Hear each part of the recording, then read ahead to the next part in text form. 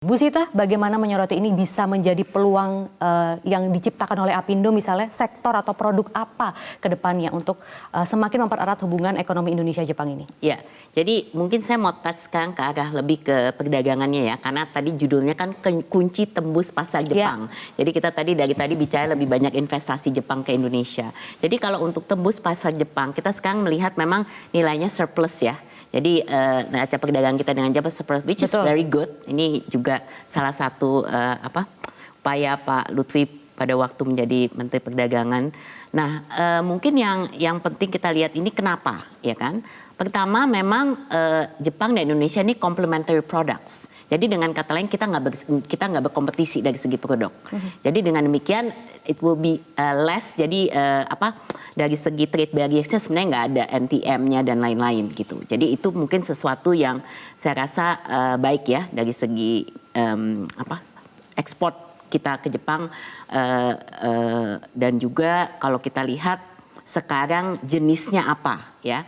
Yang kedua, jadi kalau kita lihat jenis ekspor produk ke Jepang ini unfortunately masih berupa paling besar bahan mentah, yaitu batu bara salah satunya. Ya, kenapa? Karena waktu itu kalau nggak salah Jepang sangat ini di nuklir, waktu itu kemudian dia mencoba untuk menurunkan nuklir, dia berpindah kepada salah satunya batu bara. Jadi dia masih saat ini batu bara tuh sekitar 26%. Kalau gitu peluang apa lagi yang bisa kita tingkatkan? Jadi kalau kita lihat itu, ini saya mau lihat dulu dari segi ininya ya, kenapa kita ada surplus. Kemudian yang ketiga tadi kalau kita lihat daripada jenis juga yang diimport dari Jepang ke Indonesia itu lebih baik barang modal sehingga 10-20% kali, cuman 10%-an yang dari Jepang yang masuk ke. Jadi dengan kata lain, kenapa kenapa ada seperti. Nah, kalau kita lihat dari segi peluang, sebenarnya peluangnya itu kan masih sangat besar, ya kan?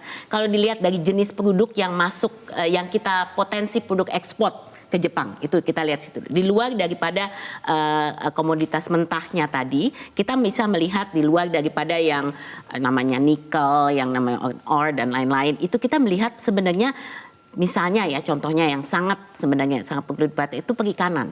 Jadi fish fillet itu ternyata sangat besar potensinya ke Jepang. Dan ini mungkin sesuatu yang harus menjadi perhatian kita. Bagaimana produk perikanan kita juga bisa lebih banyak untuk masuk ke pasar Jepang. Nah, kalau kita lihat permasalahannya di beberapa tentu saja selain daripada paper, wood dan lain-lain. Tapi kenapa saya mau tonjolkan ini? Yang sebenarnya harus jadi perhatian itu adalah masalah standar. Jadi mutunya untuk ekspor, begitu ya? Standar karena kan kalau untuk pasar Jepang itu kan standarnya sangat tinggi.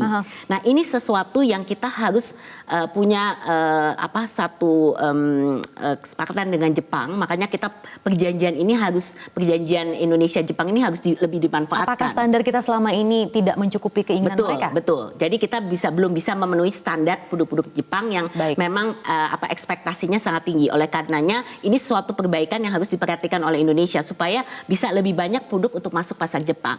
Kalau bisa masuk pasar Jepang, dengan sendirinya akan lebih mudah untuk masuk ke pasar-pasar yang lain gitu. Jadi di sini sesuatu yang harus jadi perhatian kita adalah bagaimana kita bisa meningkatkan dari segi kualitas ini standarnya supaya standar sebenarnya produk kita standarnya cukup baik gitu ya. Cuman dari segi cost karena kita ngomongin economic of scale dan lain-lain ya. Jadi tapi ini perhatian dari segi standar ini sangat penting gitu. Jadi